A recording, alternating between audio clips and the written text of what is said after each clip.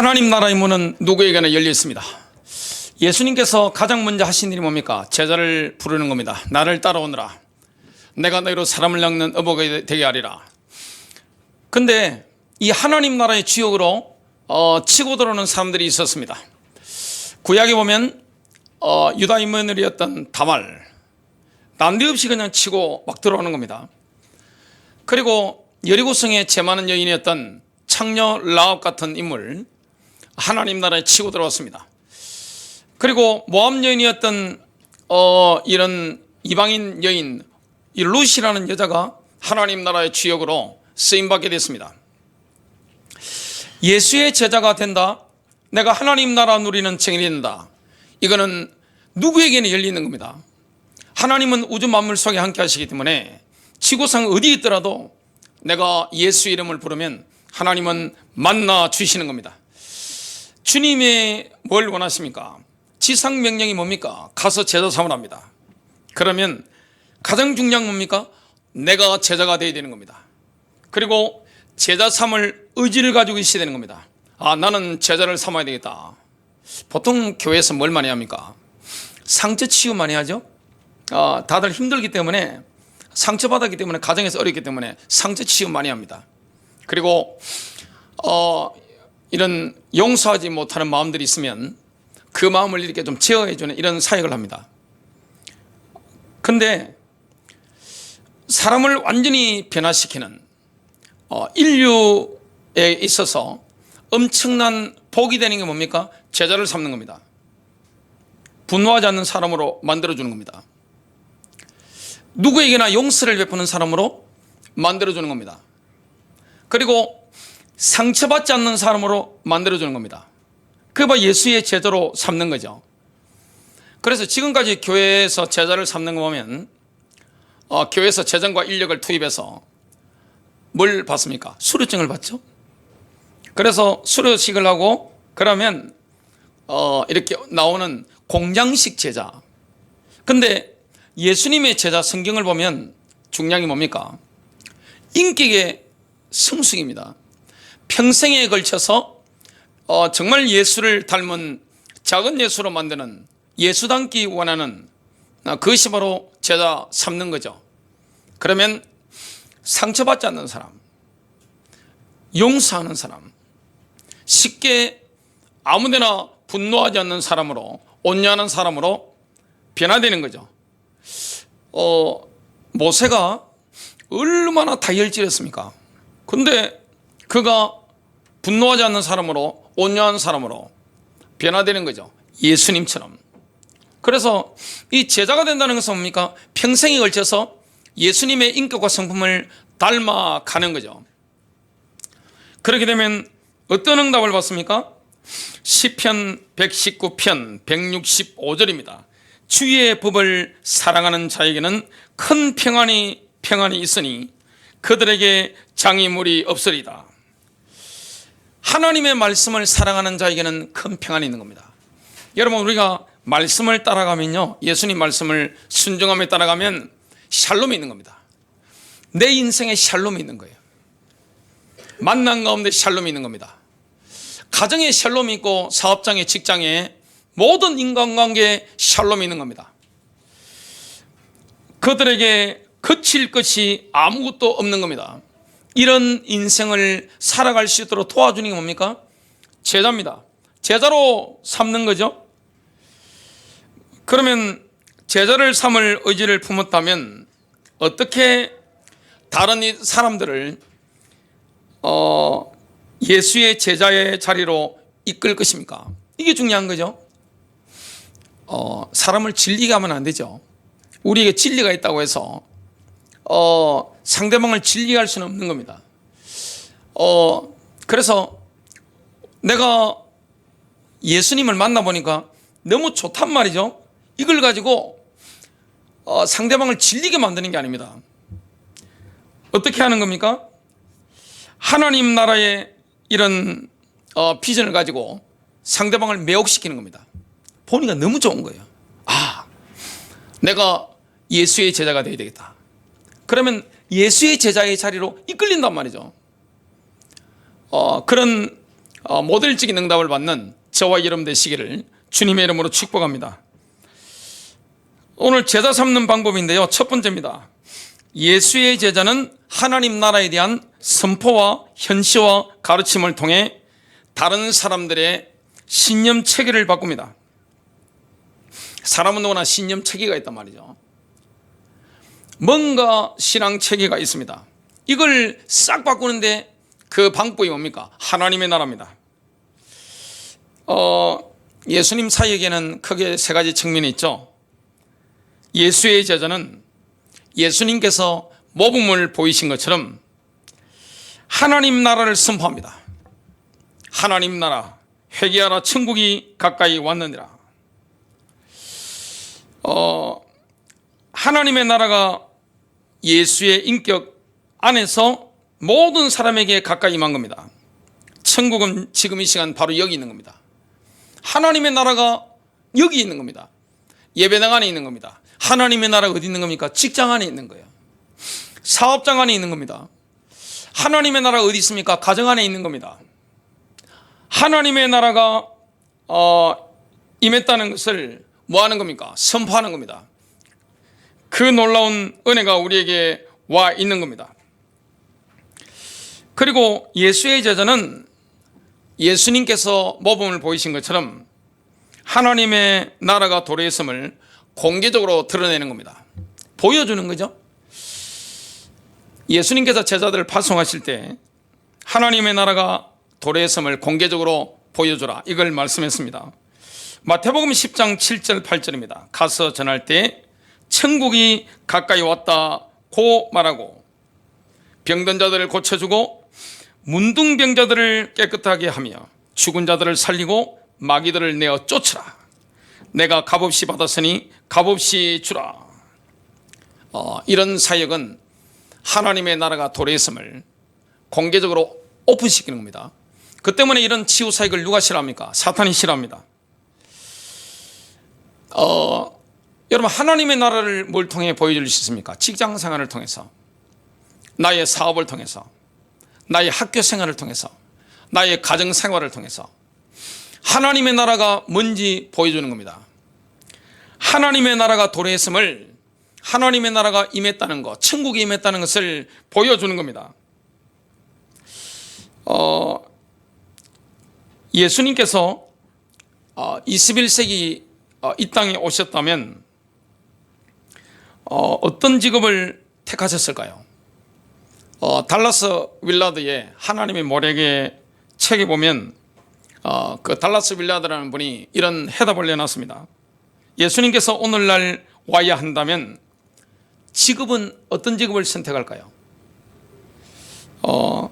점원, 백화점 점원이 될 수도 있죠. 그리고 경비가 될 수도 있습니다. 예수님은 백화점 점원을 하신다든지, 아니면 경비실에 경비를 한다든지, 아니면 은행원을 할 수 있다. 달라스 윌라드라는 분이 그런 표현을 했습니다. 저도 전적으로 동감입니다. 2000년 전에 목수로 일하셨던 주님이 21세기 오신다면 경비하실 수 있죠. 그리고 백화점 점원 하실 수 있습니다.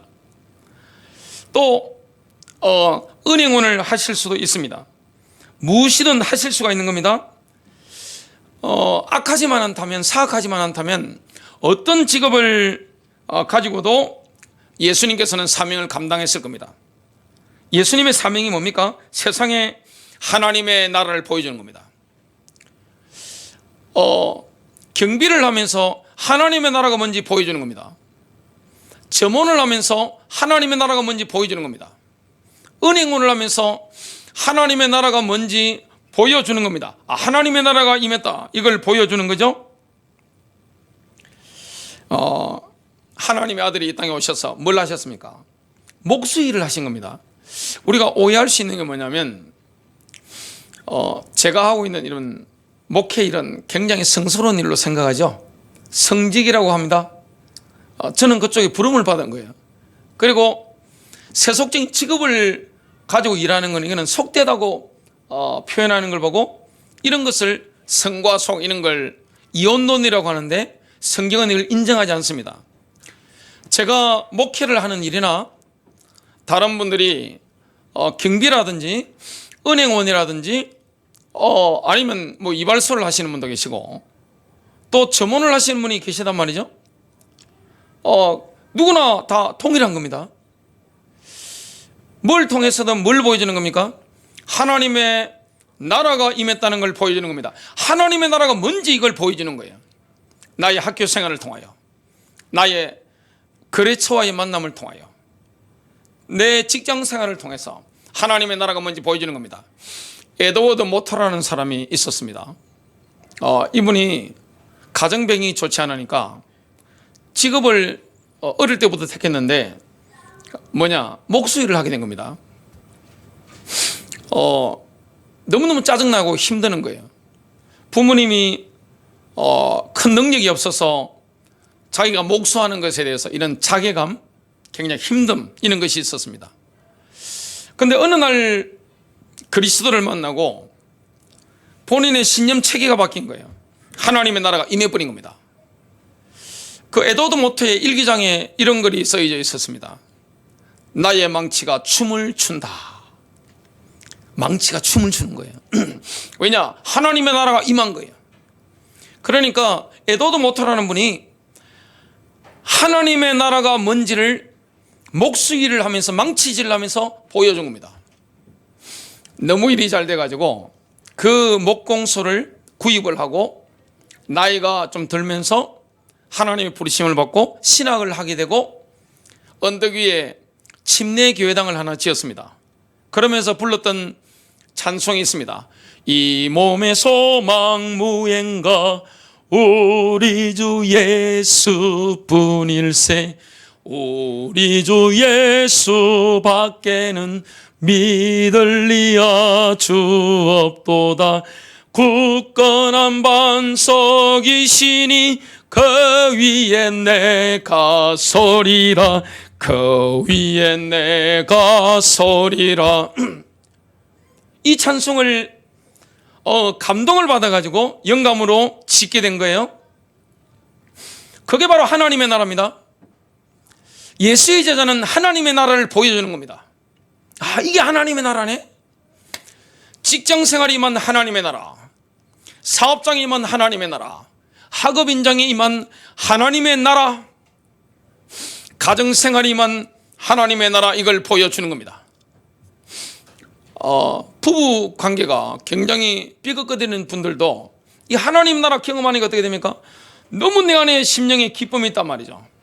이전에는 볼 때마다 이렇게 흠을 잡는데 하나님의 나라를 경험하고 나니까 어떻게 됩니까? 이게 완전히 달라지는 거예요. 사람이 여유있게 되고 도와줄 수 있는 겁니다. 제가 집에서 가장 많이 듣는 말이 뭘까요? 아빠 사랑해. 아빠 사랑해. 하루 종일 듣습니다. 그냥 아빠 고마워. 너무너무 행복해. 아빠와 엄마와 함께 있어서 너무너무 행복해. 청소년들이 그 고백을 합니다. 제가 성질이 느긋하고 이런 분 같이 보이진 않죠? 느긋해가지고 그냥 하고, 저는 눈에 불이 팍 나와버리면 밤에 산이라도 뛰어 올라갑니다. 불빛 아무것도 없어도 마음 딱 먹었다면 그냥 랜턴 없이도 그냥 아무리 깊은 산이라도 길만 안다면 그냥 뛰어 올라갑니다. 눈에 불이 번쩍하는 시간에 그냥 행동하는 거죠. 근데 옛날에는요, 그러다 보니까 뭘 잘하겠습니까? 지적질. 제가 이래봐도 지적질 전문가입니다. 흠 잡는 전문가예요. 사람 견적 쫙 꼽아가지고 그냥 갖다 팔라버리는 데는 제가 상당한 조예가 깊습니다. 근데 하나님의 나라 임하니까 왜 그렇게 미안한 게 많든지 자기 만성이 되잖아요. 하나님의 그 영광이 임재 앞에서 그 하나님의 영광이 임하니까 두렵잖아요. 하나님을 경외하게 되잖아요. 뭘 깨닫게 됩니까? 가족들이, 주변에 있는 사람들이 나를 굉장히 참아주고 있다는 사실을 알게 되더라고요. 그러니까 웃을 일이 많죠?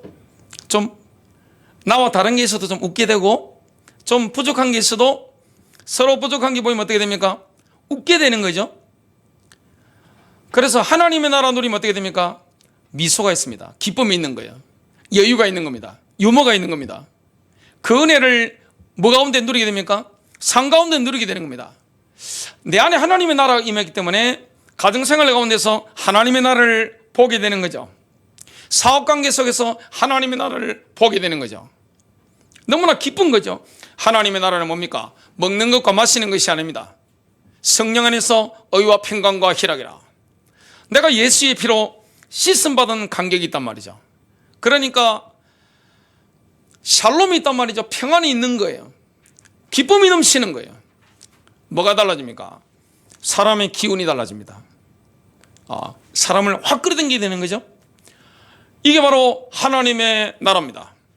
에드워드 모터처럼 목수일을 하더라도 하나님 나라를 보여주는 거예요.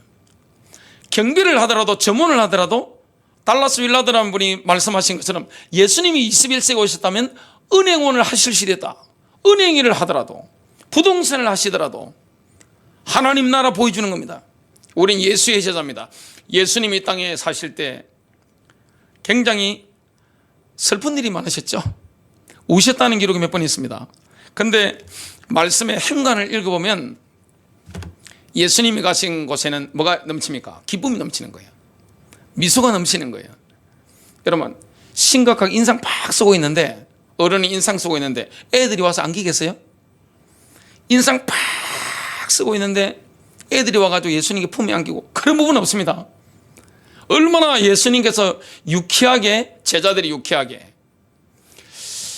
예수님의 그 전도팀에는 남자 12제자도 있었고 여자 제자들도 있었죠. 그들이 예수님의 그 경비를 됐죠. 생활할 수 있도록 여자들이 후원을 했습니다. 그리고 군중들이 있었는데 식사하거나 어떤 집에 가거나 질병도 막 치유되지고 귀신도 떠나가는데, 그 식사하는 자리나 그 만나시는 현장에 뭐가 넘칩니까? 치유도 되고 대화 가운데 기쁨이 넘치는 거죠. 예수님이 사업장에 계신다, 예수님이 사장님이시다, 아니면 직장 생활을 하신다, 그러면 거기에 나타나는 하나님의 나라, 그 기운을 한번 생각해 보세요. 어두운 기운이 있겠어요? 어두운 기운, 부정적인 기운, 침울한 기운, 이게 다 떠나가는 겁니다. 이게 바로 하나님의 나라입니다.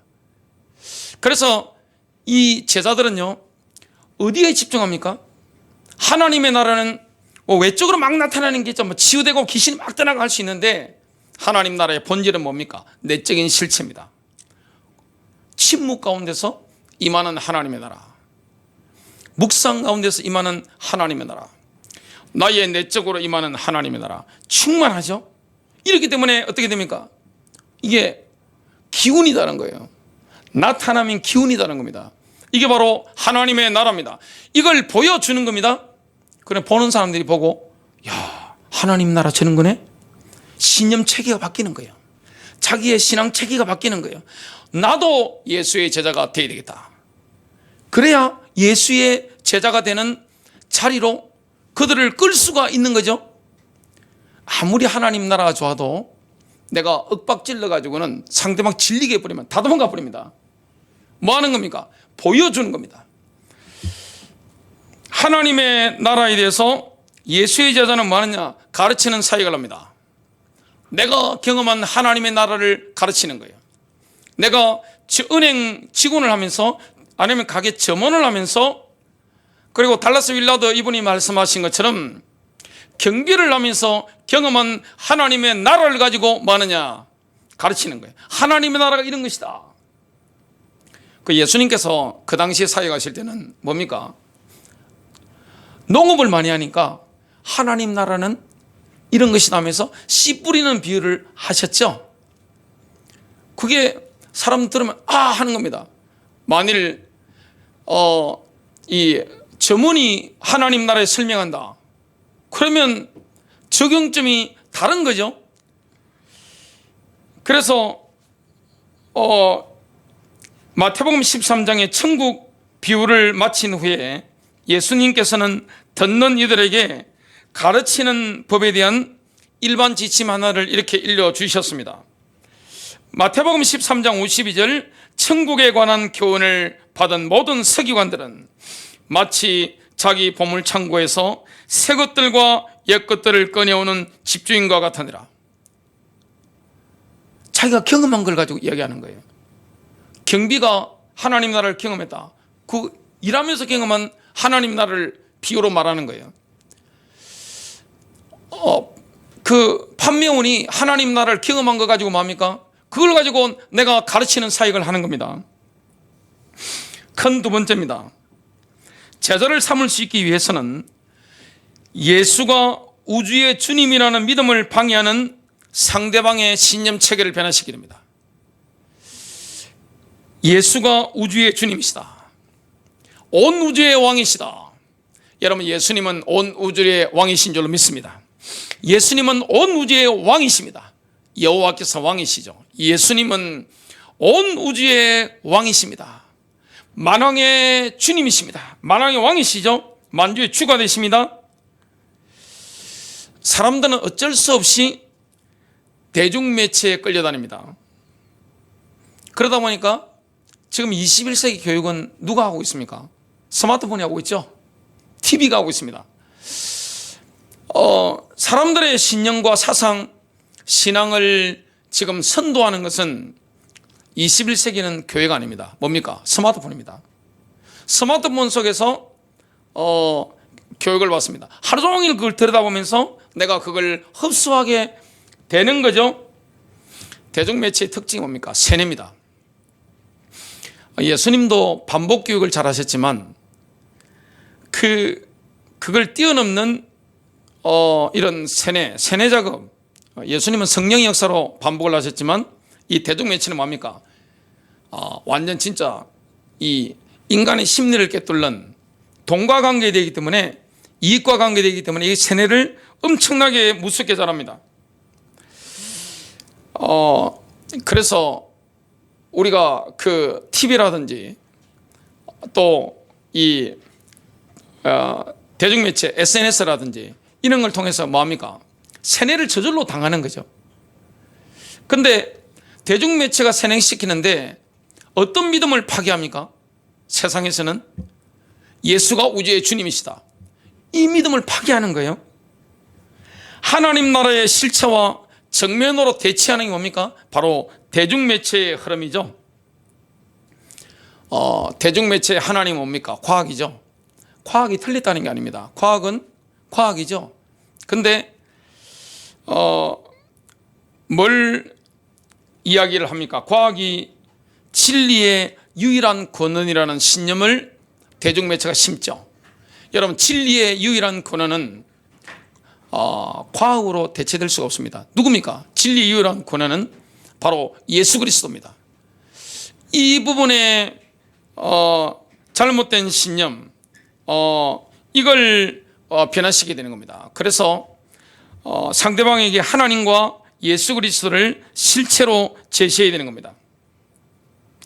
그래서 상대방의 믿음을 변화시키는 것, 이것이 우리의 목표가 되어야 됩니다. 제자를 삼아야 되니까 왜곡된 지식, 왜곡된 신념, 왜곡된 사상, 왜곡된 신앙, 이게 꽉 뿌리가 내려졌단 말이죠. 하나님 나라와 반대되는 이 신념으로 꽉 뿌리 내려져 있는 겁니다.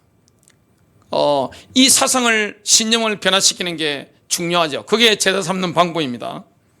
세 번째입니다. 제자를 삼고자 하는 사람들의 실제 신념 체계를 바꾸어주면 상대방의 행동과 성품은 저절로 바뀝니다. 보통 교회 안에 보면 이런 말을 하시는 분들이 있습니다. 제가 믿음대로 살지 못했어요, 그럽니다. 근데 많은 분들이 자기가 믿음이 부족하다고 생각하는데 믿음이 없는 경우가 굉장히 많습니다. 그래서 교회 좀 다니고 하면 상대방의 이런 가치관, 신념, 세계관, 이걸 바꿔주지 않으면서 올바르게 살도록 선한 행동을 하게 만들려고 이 시간과 에너지를 쏟아부을 수 있는 거죠. 생명이 없는데 그 속에 예수의 생명이 없고 사상과 신념이 다르고 가치관이 다른데 예수의 제자가 될 수 있느냐? 불가능한 거죠. 그래서 무엇부터 바꿔줘야 됩니까? 신념 체계를 바꿔줘야 됩니다. 왜냐하면 TV라든지 이런 SNS 대중 매체를 통해서 꼭 이거 뭐가 뿌리가 딱 박혀 있단 말이죠. 그리고 세상의 진화론 교육 이런 걸 받으면서 과학이 진리의 유일한 근원이다, 이런 사상으로 닦아주고 있단 말이죠. 그러니까 뭐가 안 들어가느냐? 예수가 우주의 주님이시다, 이게 안 들어가는 겁니다. 예수님을 참된 스승으로 모셔야 되는데 딴 신념과 사상체가 딱 자리를 잡고 있으니까 뭐가 안 들어가느냐? 예수가 우주의 주님이시다. 그래야만이 뭘 받을 수 있습니까? 가르침을 받을 수 있는데 이게 안 된단 말이죠. 여러분, 가장 복이 있는 사람 특징이 뭡니까? 하나님을 경외하는 사람, 하나님을 두려워하는 사람이 복이 있죠. 그럴 뿐만 아니라 청소년 시기까지는 뭐 해야 됩니까? 부모님을 공경해야 되죠. 부모님을 경외해야 됩니다. 공경하는 거죠. 이게 안 돼 있는데 그 올바른 말씀을 받을 수 있겠습니까? 그래서 자녀 교육에 성공하는 부모님들 특징이 뭡니까? 하나님을 두려워하도록 만듭니다. 하나님을 경외하도록, 부모님을 두려워하도록 만듭니다. 사랑 속에는 두려움이 있는 겁니다. 지금 건전한 두려움을 말씀드리는 겁니다. 부모님을 공경하도록 교육을 시키는 겁니다. 그게 안 되면 뭘 받을 수 없습니까? 가르침을 받을 수가 없는 거예요.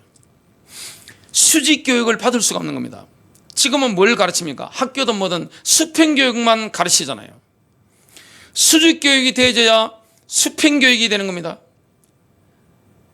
예수가 우주의 주님이신 걸 알아야만이 예수님으로부터 인생을 어떻게 살아야 되는지, 하나님 나라가 뭔지 이런 가르침을 받게 될 것인데 하나님을 경외함이 없잖아요.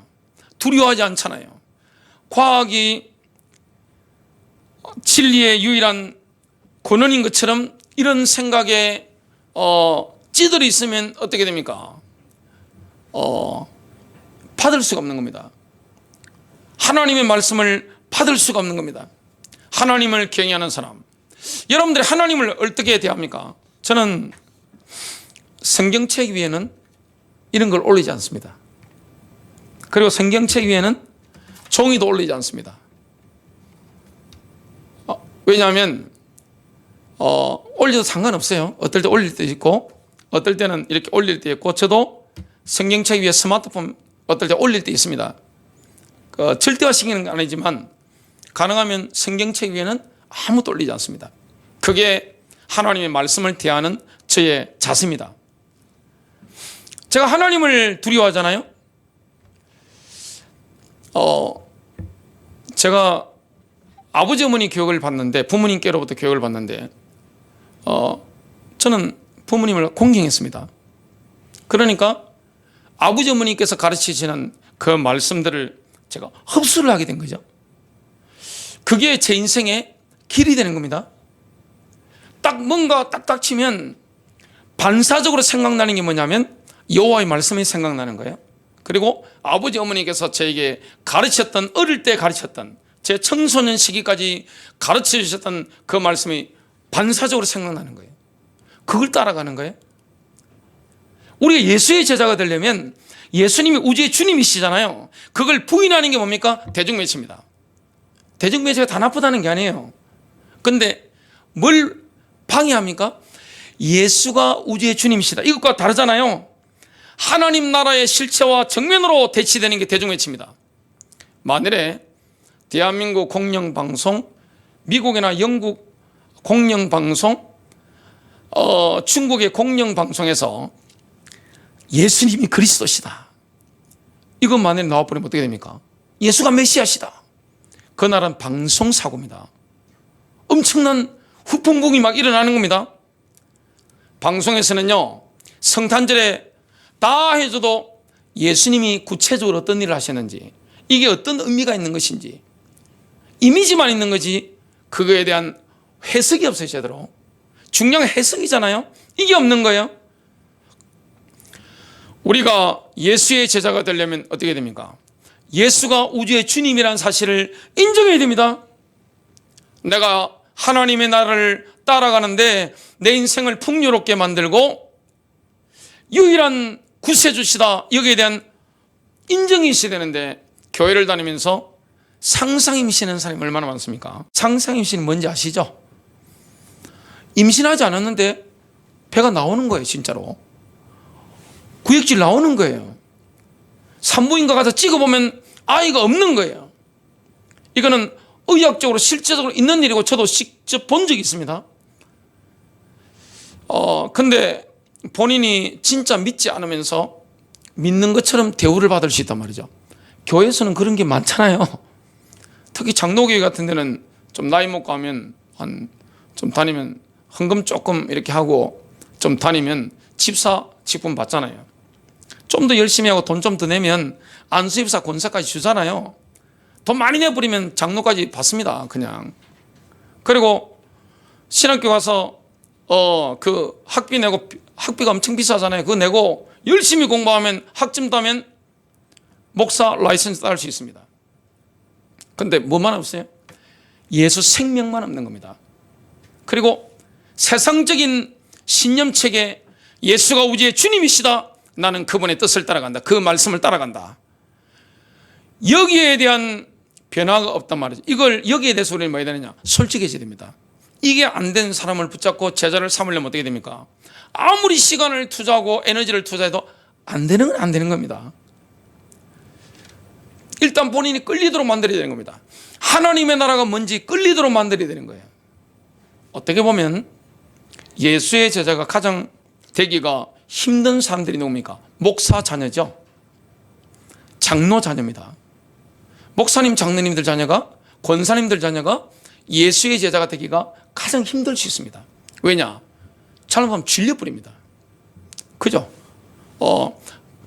내가 지금 신념 체계가 안 바뀌는데 나는 예수가 우주의 주님이시다, 우주의 왕이시다, 여기에 대한 결론이 안 났는데, 가르침을 받을 그 자세가 안 돼 있는데 여러 가지 압력을 많이 받아버리면 어떻게 됩니까? 질려버리는 겁니다. 이게 바뀌어야 되는 겁니다. 생명부터 얻어야 되는 겁니다. 그래서 영적 전쟁의 가장 격렬한 전쟁터는 인간의 마인드입니다. 영적 전쟁은 인간의 마음을 놓고 벌어지는 겁니다. 대중매체가 우리를 얼마나 이렇게 내 정서에 딱 맞도록 프로그램을 시켜가지고 필요한 거 맞춤형으로 다 주잖아요. 여기에서 영적 전쟁이 벌어지는 겁니다. 영적 전쟁은 실제 상황입니다. 고린도후서 10장 3절부터 6절을 읽고 마치겠습니다. 비록 우리가 육신 안에서 그러나 육신을 따라 싸우지 아니하노니 우리의 전쟁 무기는 육신에 속하지 아니하고 하나님을 통해 강력하여 강한 요새들도 무너뜨리느니라. 우리는 상상하는 것과 또 하나님을 아는 것을 대적하여 스스로를 높이는 모든 높은 것을 무너뜨리고 모든 생각을 사로잡아 그리스도께 순종하게 하며 너희의 순종이 이루어질 때 모든 불순종을 응징하려고 준비되어 있노라. 영적 전쟁의 격전지는 인간의 마음이죠. 상상하는 것, 아는 것, 생각, 바로 여기입니다. 그래서 우리는 뭐 해야 됩니까? 제자를 삼으려고 할 때 우리 자신이나 제자 삼으려고 하는 상대방 그 사람에게 솔직해져야 되는 겁니다. 내가 믿지도 않는데 제가 미국 가보고 느낀 게 있습니다. 미국 목회는 나 같은 사람은 하면 안 되겠다 생각했습니다. 저 같은 분은, 사람은. 왜냐? 중국은요, 딱 가잖아요. 한국 교포가 딱 가면 교회 갈 이유가 없습니다. 왜냐? 교회 가는 게 손해가 되거든요. 교회 안 나갑니다. 이게 통계적으로 나온 겁니다. 미국 가면 교회 가면 이익 얻는 게 많습니다. 사회적 프리미엄이 붙습니다. 다니는데 예수 안 믿고 교회 다니는 분들이 미국 가보니까 엄청 많은 거예요. 근데 본인은 대중매체라든지 세상 세속 교육을 받고 쫙 체계화되어 있단 말이죠. 이게 바뀌지 않았는데 제자 삼으려고 시간과 에너지를 투입한다고 될까요? 수료증 받는다고 될까요? 머리 좋은 사람은 다 외워버립니다. 그냥 그런다고 될까요? 안 됩니다. 인격적인 변화가 일어나야 되는 겁니다. 그러려면 뭐 해야 됩니까? 내가 가진 신념, 신앙, 상대방이 가지고 있는 신앙과 신념 진짜 믿는지, 내가 이 말씀을 믿지 않고 진짜 믿지 않는데 계속 믿는 것처럼 해버리면 진짜 믿는 것처럼 자기도 세뇌돼 버립니다. 이런 경우가 너무 많은 거예요. 여기에 대해서 뭡니까? 솔직해야 됩니다. 그리고 이 신념 체계부터 바뀌어야 됩니다. 그러려면 뭐 해야 되느냐? 하나님 나라를 보여줘야 됩니다. 하나님 나라 이런 것이다. 매혹되도록 만들어야 됩니다. 질리도록 만드는 게 아니에요. 매혹시키는 겁니다. 여러분 승리하시기를 주님의 이름으로 축복합니다.